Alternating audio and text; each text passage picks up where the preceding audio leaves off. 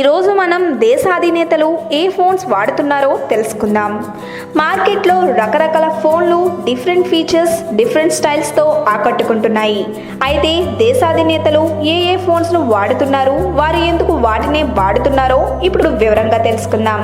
కానీ అంతకంటే ముందు ఇలాంటి ఆసక్తికరమైన విషయాలను తెలుసుకోవాలంటే మా ఛానల్ని సబ్స్క్రైబ్ చేయడం మాత్రం మర్చిపోకండి. ముందుగా అమెరికా అధ్యక్షుడు ట్రంప్. టెక్నాలజీ అంటే పెద్దగా ఇష్టపడని ట్రంప్ మొన్నటి వరకు సామ్సంగ్ ఫోన్ వాడారు.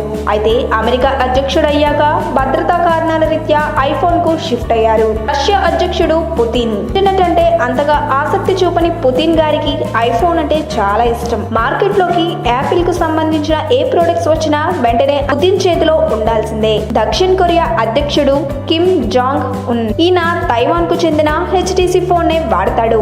ఐఫోన్ వాడకానికి ఈయన భద్రశత్రువు. Germany chancellor Angela Merkel. మార్కెట్లోకి కొత్తగా ఎన్ని బ్రాండ్స్ వచ్చినా ఈమెకి ఇష్టమైన బ్రాండ్ మాత్రం నోకియానే. ప్రస్తుతం ఆమె 2 ఫోన్స్ను వాడుతున్నారు. అవి Nokia 260 slide, BlackBerry Z10.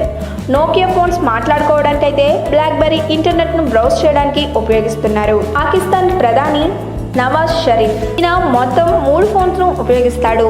1 iPhone, 2 Samsung, 3 blackberry. Blackberry నుండి ఇంటి వాళ్లకు, బంధువులకు కాల్ చేస్తాడు.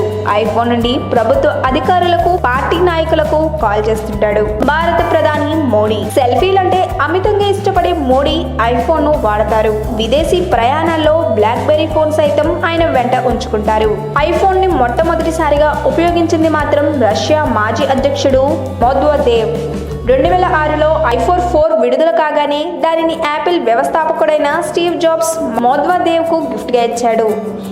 ఈ వీడియో కనుక మీకు నచ్చినట్లయితే లైక్ చేయండి, షేర్ చేయండి. మరిన్ని లేటెస్ట్ అప్డేట్స్ కోసం మా ఛానల్ ని సబ్స్క్రైబ్ చేయండి.